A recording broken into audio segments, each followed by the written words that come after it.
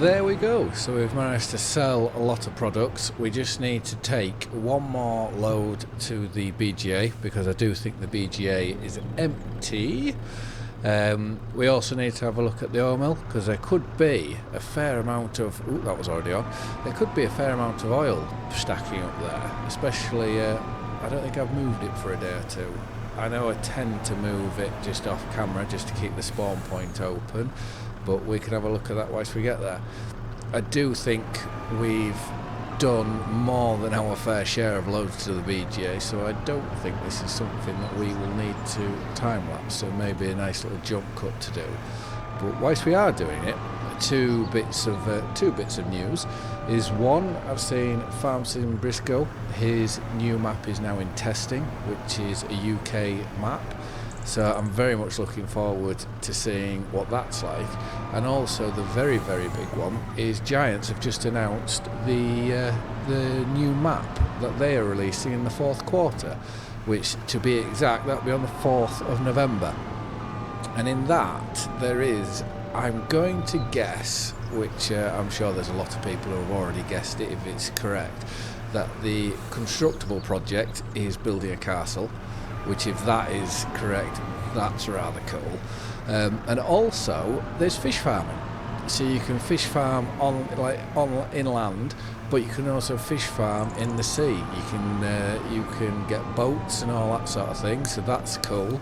And they're also doing onions as a new crop type, which, if I'm thinking, I remember on FS22 it was Bally Springs, which they had a whole sort of different new crops and whatnot, but they also did onions, which would be quite nice now that we have all the proper tools for it. But yeah, so I'm very much looking forward to that. I think that will definitely be a map that I'll be playing, and hopefully playing a fair bit, the new Giants one, because quite frankly, it looks amazing. All the dry stone walls, all the hedges, which I'm sure there was something said that you can place hedges down just like you can do on Oakbridge Farm, and I'm sure you can also do the dry stone walls. So by the sounds of it, there's a lot of creativity to be had there. But farming fish is something that I'm very much looking forward to doing.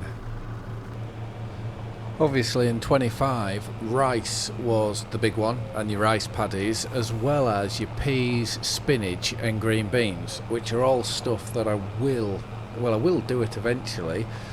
This series was probably one of the better series to give it a go, with the machinery just being so massive and expensive. What's always put me off is how small the headers are and just how long it will actually take to do any big fields or the like. But the rice, definitely, that'll be something that we will be doing on another series, hopefully, with slightly smaller fields, because the equipment's a lot cheaper to buy and to do. And the peas is definitely one that I would like to do. But that is, I know in the UK, especially where we are, the peas it's not an individual farmer that do it. It's more of a cooperative where it's multiple farmers are all in, and then they have one contractor, as it were, who they pay you it works out at your acreage. They'll pay you per the acre, and it'll be an average price for the whole year. So all the farmers, they're all even in what they receive. So that was something that we would probably do. So where we would lease the equipment, but we could role play it as if we were getting these contractors into our peas, because peas are brilliant for your crop rotation. Where the farm that I'm on, the farm that I work on, I don't work on the farm, they use peas in their crop rotation instead of doing canola. So now we're back at the farm. We are going to have a look at the equipment that we are not using anymore. So we'll just park here and go on to here and go. So we need to look at, we're going to be using a lot of all this in the trailers. The subsoiler we won't be using, so that can go and be sold. Our slurry tank, that's going to be no more. We don't need that at all because we fertilise everything. Sprayer, we don't need that because I'm hoping if we drill the fields with fertiliser, we shouldn't need to put the fertiliser in, and we've still got the hoe that we can use. The grass equipment, we are going to keep hold of that just in case we have to do some hay. Winches, that can go. So I think that's about cleared us all out. And what we are going to do is if we look onto here and crop types, we can see that field 11 and field 7 have nothing in. So I want to buy field 11, and then we will also have to, can we do it? No, so we'll have to go to the precision farming. We will have to purchase soil information, and to keep it trying to look realistic, we'll put tram lines into the field, which I think 54 is what we've done on everything else. So we're now going to, if we go on to here and spreaders, fertilizer spreaders, we are going to get the biggest one of these that we can get. We want the spreading disc, but we're just going to lease this. We then need to go and get a load of lime, which I think, do we need, if we go 10 bags, that should fill the spreader and then leave us some left over. I would like to, if we can, where is, okay, so that's still got a little bit to go, so we'll go find the John Deere. So we'll turn that on as we're here. Oh, there's no more spare capacity for barley, so that may have just been tipping constantly through the night. We'll go get the spreader and get that filled up. So the plan for this field is either oats or linseed, and it's going to be the same in our sunflower field, so where all the wool production is, well, fabric production is taking place. So that's what I'm wanting to do for that, and with this field already being cultivated, we should be able to use, oh, I'm going to need a new gate post, we should be able to use a normal drill, so we shouldn't need to direct seed. The only problem we will have is I think our other field, we've just left that as a stubble field, so we will have to do that. Let's go 1 please, and if we set ourselves on here, we should have automatic rate enabled. If we go F1, yeah, so that's enabled. So yeah, so that's the plan for these fields, but for now we'll get this limed and see where we go from there.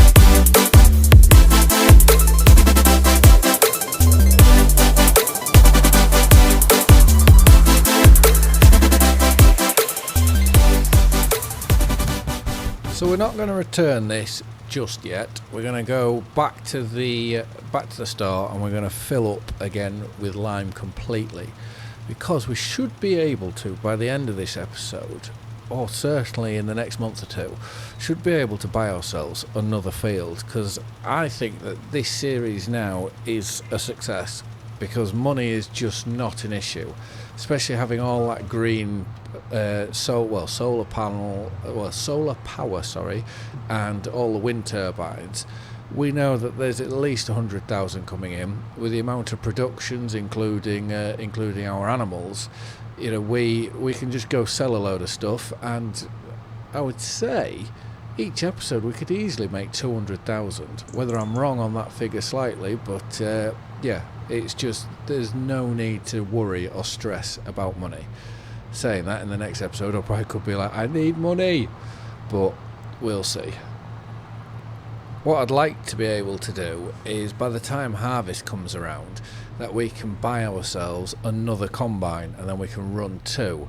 And it would be lovely if we can use the likes of, now we've got the big truck and trailer, use the likes of chaser bins, auger wagons, all that sort of thing. This is what I'm really hoping, just to finish sort of on a bit of a flurry of where we're using multiple different machines, which we may never use again. Because I know for myself I much prefer the smaller field maps, obviously the same map size as what this is, but with fields slightly smaller. That is definitely my preference. But we'll get this loaded up and we will take this to the field that I would want to buy, hopefully when we move into next month. We just need to have a quick look on the animals, make sure they're okay. And we may also, if we do sleep, we may also have to do another load of silage up to the BGA. But once our silage is empty, look at that, bang on 17,000 litres. Let's buy one more bag. Once our silage is empty, unless we need to make any for our cows and water buffalo, that will be the end of that. So the only time we will be going up to the BGA is either if we've got manure, which I've stopped giving the animals straw, so we shouldn't be getting much more of that. Will be slurry, so we should be doing a few less trips hopefully. Field 7 is the one that I am interested in trying to buy. So if we just open the gate, I'm planning on, if we just leave the John Deere here. Ooh, will we make that turn? That's quite tight. No, we're going to destroy the gate. This is the one I am planning on buying next, which we will have to lime, and then when we come through with the drill, fertilise. But first off, because we have a stubble field, we need to look. Ooh, I just need to see how big our large tractor is. I forget, 600 horsepower.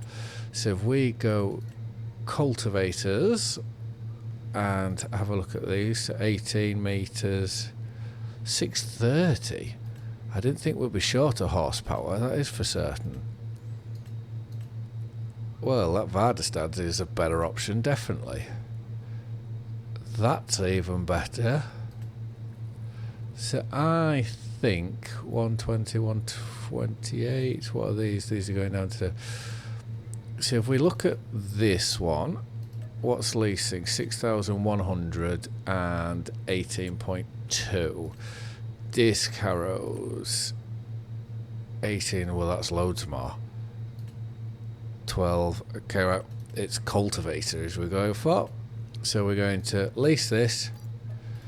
And we're now going to have to find, which we haven't used it for a long time. Okay, the manure's almost running out there. Our case. This would be nice to use again, although very slow, especially when you've been driving the Deutz around, which I know it hasn't moved for a while, but when you've been driving the Deutz and then you go to this, you can tell the huge sort of difference. We've got plenty of, well, we've got lime there, seed and fertiliser, plenty of seed and fertiliser. Oh, there's more seed over there, so we shouldn't have to buy any of that, one would hope. But we'll get this to the dealership, we will grab the cultivator and we'll bring it back down to this field on the right hand side and we can get that done. This thing is huge. I think the only thing that we may struggle with, and it all depends when we unfold it to see what happens, is it looks like, well, it's definitely got a dolly on the, ooh, don't run into my shed, it's got a dolly on the front, and I'm just hoping that has pins, or, oh it does, it's already snapped through. Well, that makes me feel a lot better about using this, that the pins have come through now, so that it's now almost like another trailed implement, because if we were having to sort of mess around with a dolly, that would have made life very hard, almost like when we were using the Seed Hawk, you know, lovely like machinery, lovely how big it was, but it was just a nuisance whenever you were trying to turn around corners or anything like that. You just couldn't reverse or out like that.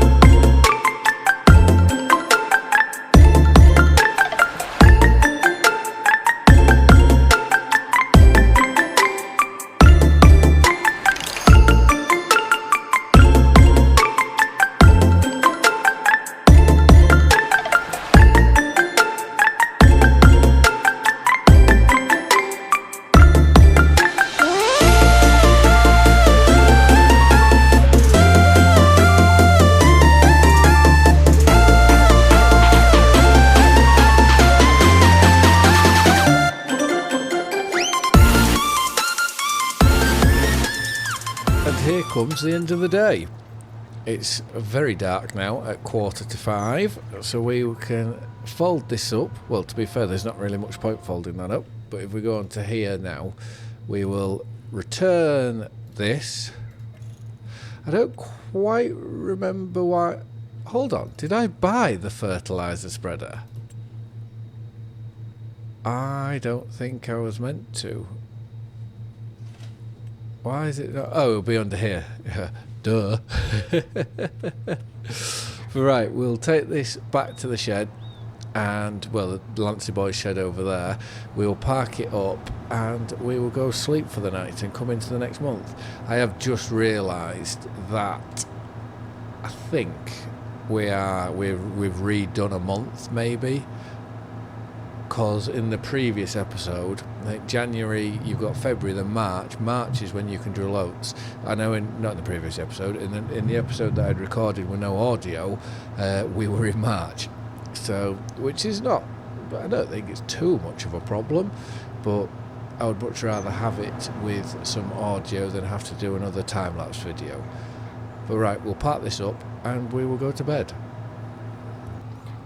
Well, good morning.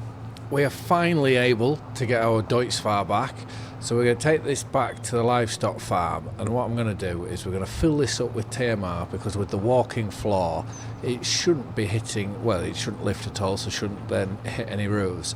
And then once we've done that, we are going to cut some grass. So we've got the grass bank you can just see over there. It's currently white at the minute because it was limed in one of the previous episodes. I think, is that why I left the spreader there? To fertilise it? Well, we may, just in a time-lapse, fertilise it, we'll get the grass cut, and then in between now and the next episode, it can be drying, or starting to dry, ready for us to ted it. Because we are going to make some hay, purely on the off chance that if we do need to feed the cows and the water buffalo, that hay we can feed to them, and also for the sheep, because they are going through a ridiculous amount of food. And currently their meadow pasture, which that saved, well, it's saving us loads of food, I think it's currently empty. If we just have a look, so the cows all need food, and the water buffalo, the goats are absolutely fine, but the sheep, obviously their meadow is diminished somewhat. So I think making a load of hay and just having that on backup would be a very good idea. So we'll just pull under here. Oh, them bales have soon gone in there. And total mixed ration. This may take a little while to fill because it's a fairly big trailer. Now that's full, we can go over to the water buffalo first, which they all look like they've grown, because there was a load of young in there. They all look the same now, which is nice. So we'll tip into here first. That back door open and fill in. And now that's done, we will go to our Holstein. Make sure we don't scratch our brand new truck. Well, a month old now. We'll go to the Holstein, we'll get them filled up, and then we'll go get, I'm hoping that spreader has solid fertiliser in. If not, we may just have to acquire some. And we can get that spread and get it cut, and then that would be the end of the episode, I would have thought. So let's push this in. It's just annoying, they still do have a little bit of silage left over, so we can't completely fill the trough with TMR, and they all look to have grown as well, which is nice to see. So it was full of lime, well, not full, part full I should say. So there is some solid fertiliser just around the corner here, and if this isn't enough we can just nip over the road very, very quickly. Okay, we're going to have to nip over the road very, very quickly. We can go and acquire some of this and then get the grass spread. 42 metre working width makes a huge difference. We're just doing this in, well, up and straight down. What I haven't thought about is, have we done the olives with fertiliser? Because we might as well, whilst we have it on the back, might as well go over there and have a look. So I will just give that a quick flick with fertiliser. I know we definitely did it with lime. Obviously lime was left in the spreader. So we'll just finish this tiny bit off, also coming into here has been a good excuse to finally move the combine out of this field. That was left there for to take a screenshot, so to finally get that back is very, very nice. Right, let's hop over to the olives and just see if they will take any of this. So they're definitely taking, well, it's definitely changing the colour on the ground. Whether the nitrogen, hold on, there we go, we've finally got the yield map. I don't think, if we actually look at it's not using any nitrogen or fertiliser whatsoever. So I would imagine then they could be, or should be, fully fertilised. So the only job we have left really to do on here is mulching when the time comes. Oh, hold on, there's some going down. There's mulching to do. So we'll just whiz this back round. We might as well get it all a uniform colour, especially if it's not using anything. And we'll go jump on and get the mowers.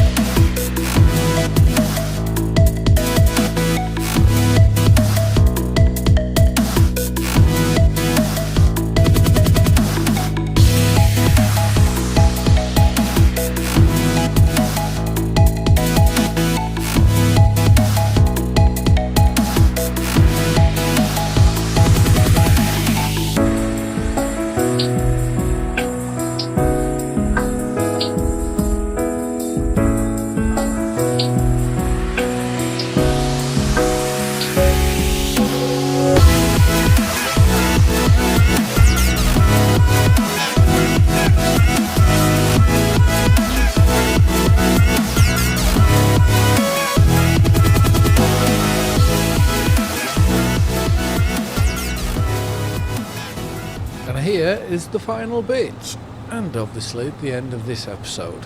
So we will be, in the next one, we'll be tedding this, rowing it up and baling it, which what I do like about this field is it's not a very big field for us to do.